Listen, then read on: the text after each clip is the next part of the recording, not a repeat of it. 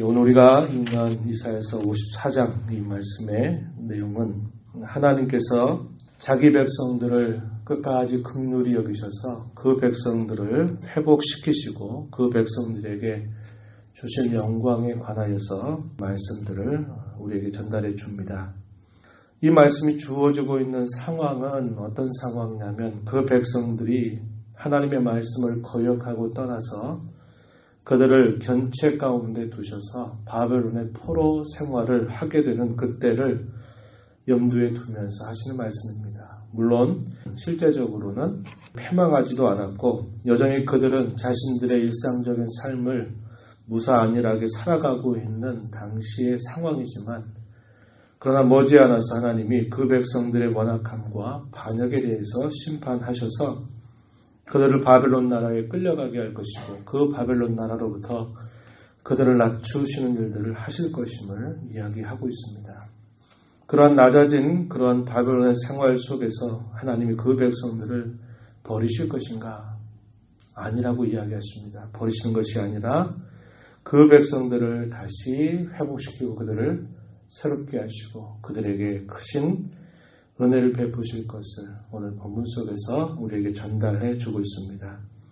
오늘 우리가 읽은 말씀 1절 말씀에 잉태하지 못하며 출산하지 못한 너라고 표현했습니다. 산고를 겪지 못한 너, 징계 가운데 있는, 견책 가운데 있는 하나님의 백성들을 말합니다. 바벨론 포로 아래 그들이 고통스러운 삶을 살아가게 되는 그 모습을 이렇게 비유적으로 말한 겁니다. 잉태하지 못하며 출산하지 못한 너, 산고를 겪지 못한 너, 그를 향해서 하나님이 이렇게 말씀하시죠. 노래하라, 노래하라 이렇게 말합니다. 그 현실 속에서 하나님이 베푸실 일들을 말씀하시면서 노래하라, 노래하라 이렇게 말씀하고 있습니다. 1절 중간에 보면 이는 홀로 된 여인의 자식이 남편 있는 자의 자식보다 많음이라 여호와께서 말씀하셨다. 왜 노래하라고 말씀하는가? 홀로 된 여인의 자식, 바로 바벨론 아래 대단히 어려운 상황 속에 처해져 있는 하나님의 백성들을 말하는 겁니다. 그 백성들이 바벨론에 의해서 그들의 남편을 다 잃어버리고 그들의 자식조차도 잃어버리게 돼서 그야말로 홀로 된 여인처럼 있는 그들에게 하나님께서 행하신 일들로 인해서 오히려 남편 있는 자의 자식보다 많게 하실 것이기 때문에 너희들은 노래하고 노래하라 이렇게 말씀하십니다. 2절에도 역시 계속 비유적으로 표현하기를 2절 3절 한번 보십시오. 내 장막터를 넓히고 내 처소의 휘장을 아끼지 말고 널리 펴라. 너의 줄을 길게 하며 너의 말뚝을 견고히 하라 이렇게 말합니다. 그들이 살고 있는 집이 좁아질 것이다. 더 넓혀야 될 것이다. 왜 그럴까요? 그들에게 없었던 잃어버렸던 그런 자식들이 이제 많이 번성을 이룰 것이기 때문에 이렇게 말을 하는 것입니다. 3절에서도 내가 좌우로 퍼지며 내 자손은 열방을 얻으며 황폐한 성읍들을 사람 살 곳이 되게 할 것이기 때문이다. 이런 현실들이 어떻게 가능할까요? 하나님의 사랑, 하나님의 능력, 그분의 긍휼하심에 의해서 이러한 일들이 다시 기적처럼 이루어지게 될 것을 하나님이 약속하시고 있는 말씀입니다. 그러면서 그들로 하여금 또 이렇게 말하죠. 두려워하지 말아라 이렇게 말합니다. 놀라지 말아라 이렇게 말합니다. 4절입니다. 두려워하지 말라 내가 수치를 당하지 아니하리라. 놀라지 말라 내가 부끄러움을 보지 아니하리라. 내가 내 젊었을 때의 수치를 잊어버리겠다. 과부 때의 치욕을 다시 기억함이 없게 될 것이다. 이렇게 말씀하시면서 두려워하지 말고 놀라지 말라 이렇게 말씀을 하십니다. 그 근본적인 이유는 하나님이 그들을 불쌍히 여기시고 그들과 함께 할 것이고 그들을 새롭게 하실 것이기 때문입니다. 5절 말씀해 보세요. 이는 너를 지으신 이가 내 남편이시라. 그의 이름은 만군의 여호와, 내 구속자, 이스라엘의 거룩한 이, 온 땅의 하나님.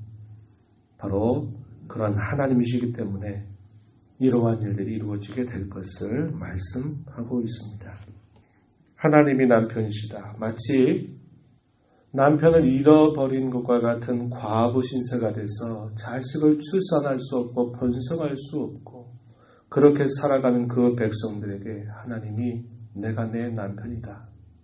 내가 너를 다시 과부와 같이 버려두지 않을 것이고 너로 인하여 다시 번성하게 할 것이다. 이렇게 말씀하는 겁니다. 이것은 하나님께서 바벨론 포로 가운데 있는 그의 백성들을 다시 건져내서 그들을 구속하시고 그들에게 베푸실 하나님의 귀한 은혜의 내용들을 이렇게 말씀하고 있는 것입니다. 7절 말씀에 가서 보면은 그 하나님께서 어떻게 하시는가? 7절에 내가 잠시 너를 버렸으나 큰 긍휼로 너를 모을 것이고 내가 넘치는 진노로 내 얼굴을 너에게서 잠시 가렸지만 영원한 자비로 너를 긍휼히 여길 것이기 때문이다. 이렇게 말씀하는 겁니다. 잠시 너를 버렸다. 이게 무슨 말입니까? 그 백성들의 죄악과 허물과 완악함을 고치기 위해서 적당한 견책으로 그들을 바닥까지 낮추신 일을 말하는 것이죠.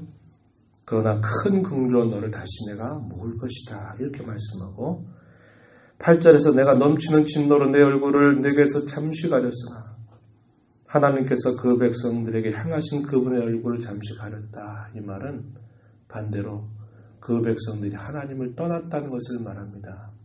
하나님의 말씀을 외면했고 그분의 뜻을 외면했고 거역함으로 그들이 하나님을 떠나자 하나님께서 그 백성들에게 얼굴을 가리신 겁니다.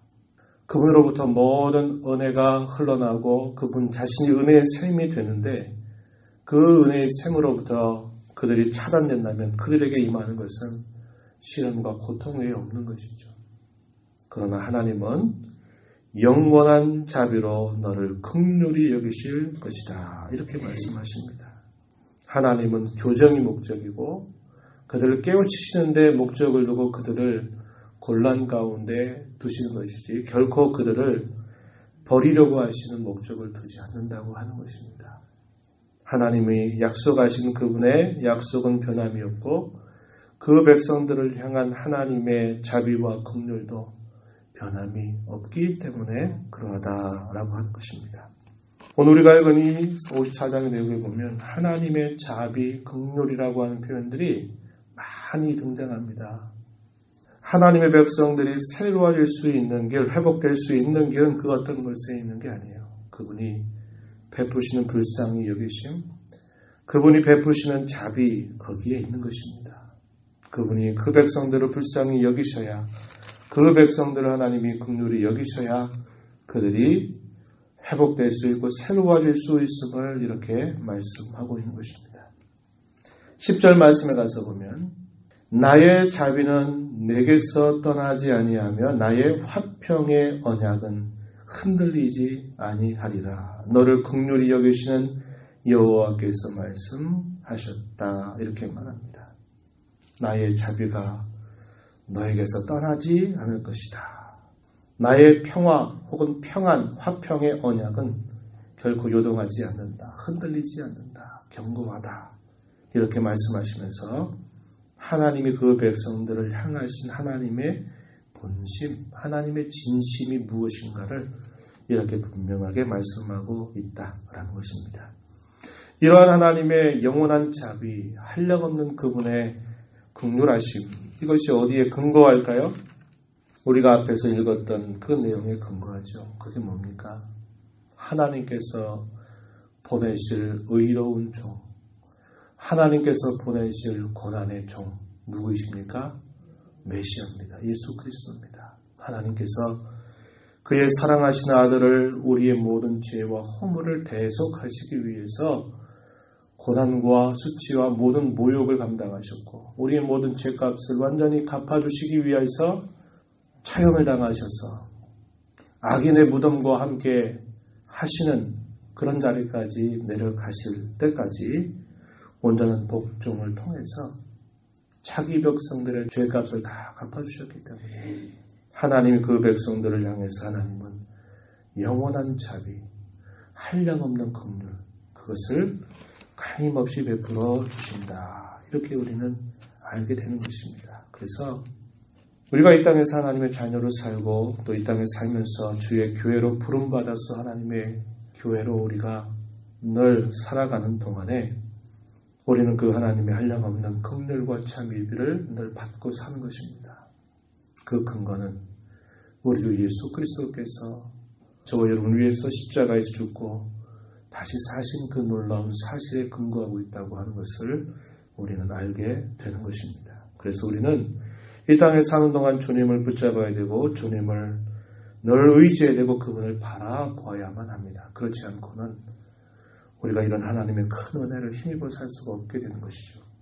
11절 이하로부터 마지막 절 내용에서는 장차 이루어지게 될 예루살렘의 미래가 어떠할 건가, 그들의 영광이 어떠할 것인가에 관해서 이야기합니다. 물론 여기서 말하는 예루살렘은 주의 백성들을 말합니다.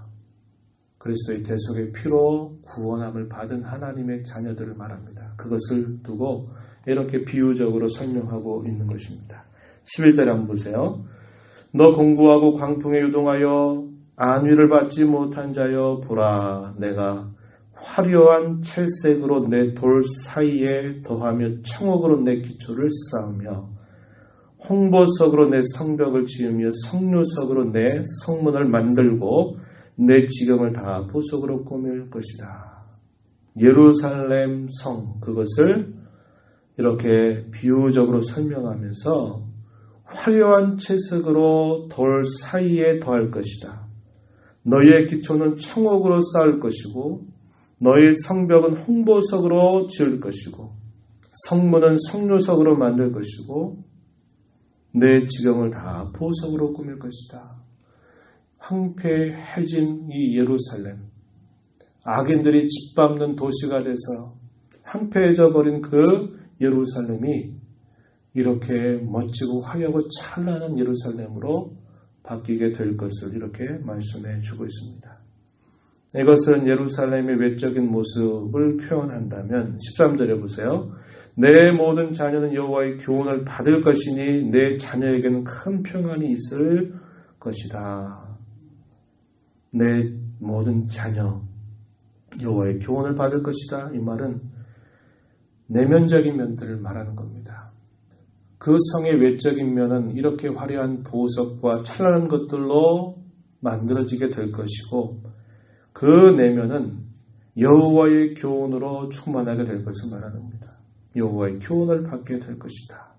거기에는 큰 평안이 있게 될 것이고 14절에 너는 공의로 설 것이다. 이렇게 말씀을 하고 있는 겁니다. 주의 몸된 교회가 내면적으로 채워져야 될 이 아름다운 모습이 이렇게 채워지게 해주실 것을 이야기하시는 것이죠. 뿐만 아니라 거기에는 평강이 넘치게 될 것을 말씀하고요.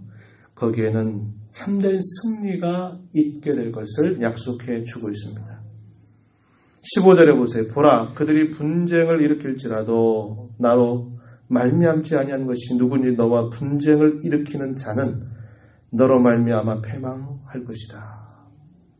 주의 교회, 주의 백성들을 어지럽히고 대적하는 모든 자들을 다 너 때문에 너로 말미암아 패망하게 하겠다. 이렇게 말씀하시죠. 17절에 가서 보세요. 너를 치려고 제조된 모든 연장에 쓸모가 없을 것이다. 주의 백성들, 주의 교회를 치려고 하는 모든 도구, 모든 수단들을 다 쓸모없도록 만들어버릴 것이다. 이렇게 말씀합니다. 너를 대적하며 송사하는 모든 혀는 너에게 정죄를 당하게 될 것이라고 말씀합니다. 이게 뭘 말할까요? 주의 교회의 승리를 이렇게 말씀하고 있는 내용입니다. 왜 그렇습니까? 그들은 여호와의 종들의 기업이기 때문입니다. 17절 마지막 부분에 이는 여호와의 종들의 기업이요 이는 그들이 내게서 얻은 공의니라. 여호와의 말씀이니라. 하나님께서 그 백성들을 자기의 기업으로 삼으셨기 때문에 하나님이 그들을 붙드시고 세우실 것을 이렇게 말씀하고 있는 것입니다.